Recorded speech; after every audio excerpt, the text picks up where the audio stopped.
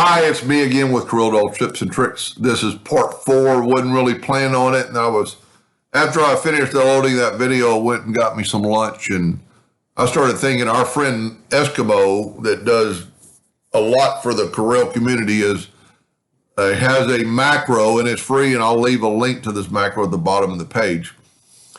But if you haven't watched 1, 2, and 3, you need to really watch them first. We've reduced this in size, so we only have a 2.5 millimeter slot. And like I've said in the other videos, this slot size doesn't matter. It's this slot size when you're measuring for the thickness of your wood, because your slot size and this slot size should be the same. It's just that when we reduce it, it's reducing the slot size.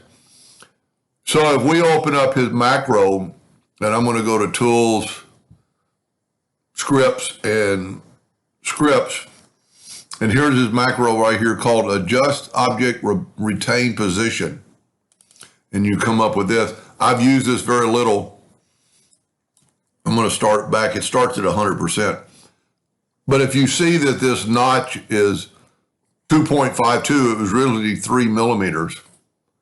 This is pretty cool. Instead of having to individually do each one of these, because it's rather difficult, doing it. A lot of them are at an angle. If you select them all, and we did reduce it from like 100 down to 60%, but you can't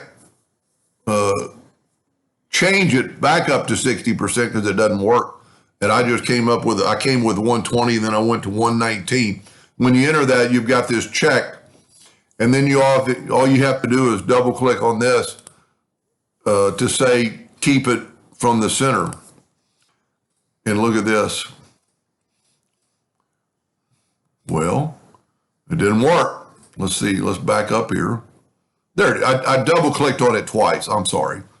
Let me do that again. Let me back up some more. So there's the 252.19. I didn't wait for it to work. Well, I'm going to have to select them all.